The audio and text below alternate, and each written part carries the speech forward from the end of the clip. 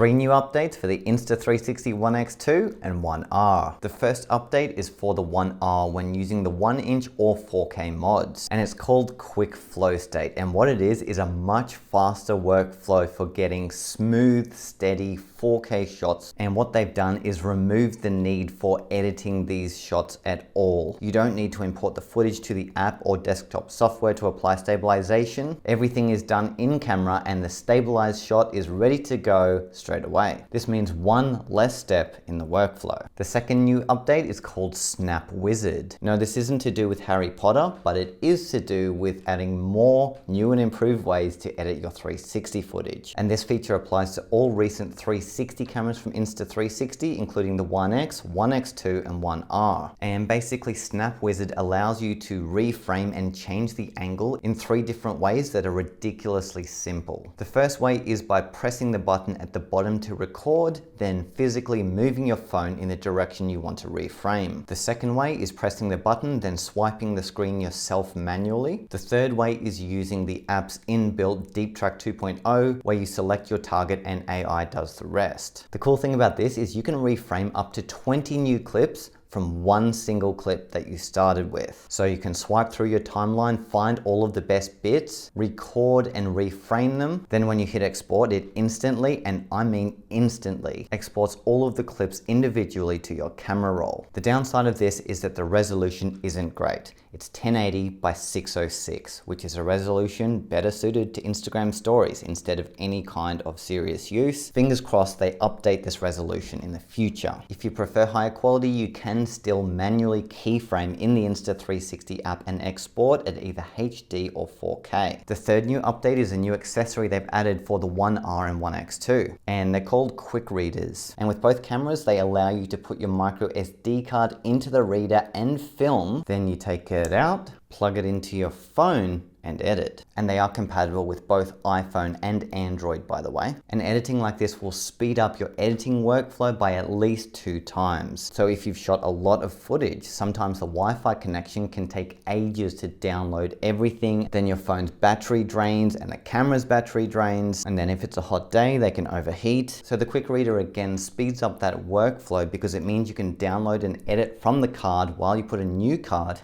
into the camera and keep shooting, or just keep it off to save the battery. And they've designed the Quick Reader in a way that it remains invisible to both 360 cameras because it's hiding in the stitch line. Now these aren't cheap, they're $59. Whether you want to spend that is up to you, but I would say that if you're shooting and editing a lot of footage, this will save you a lot of time. Now for one bonus update, and it's for the One R. And what they've done with this update is improve the overall user experience so it's easier to swipe through the menus. Now to access these updates, all you need to do is update the app in the App Store and Google Play, then update the camera firmware by following the prompts after you connect your camera to the app. And there you have it, 3 and a bit new updates for the 2 most well-known Insta360 cameras. I get asked a lot whether a new Insta360 camera is coming, and the answer is I've got no idea. I don't work for them, but I will say that yes, they're probably working on a new camera. Who knows when it's going to come out, but regardless, it is good to see that they are continually updating their existing products over time, including cameras they released around 3 years ago, like the original One X. Subscribe for more, and happy 360ing.